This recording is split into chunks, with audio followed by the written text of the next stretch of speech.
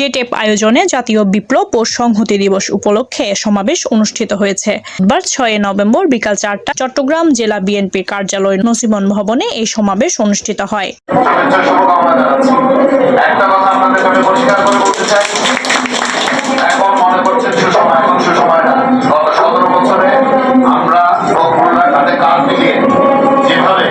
আন্দোলন সংগ্রাম করেছি, যতদিন পর্যন্ত দেশনায়ক তারেক রহমান ফিরে না আসছে, যতদিন পর্যন্ত জনগণের প্রত্যক্ষ ভোটে আমাদের প্রাণ প্রিয় নেতা তারেক রহমানকে বাংলাদেশের প্রধানমন্ত্রী আসনে বসাতে না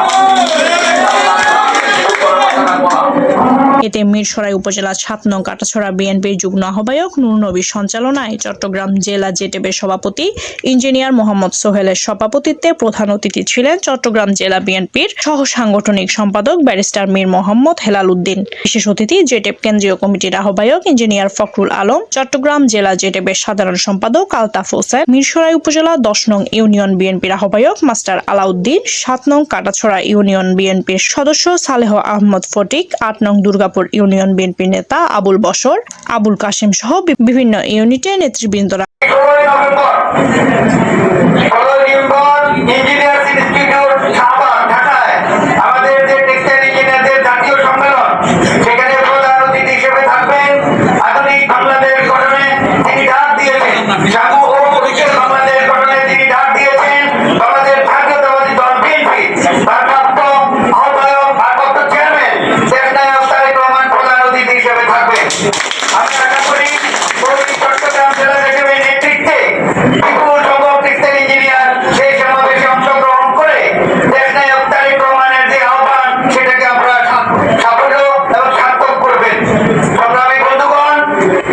আগে মিরসরাই উপজেলা বিএনপির অঙ্গ ও সহযোগী সংগঠনের নেতৃবৃন্দের অংশগ্রহণে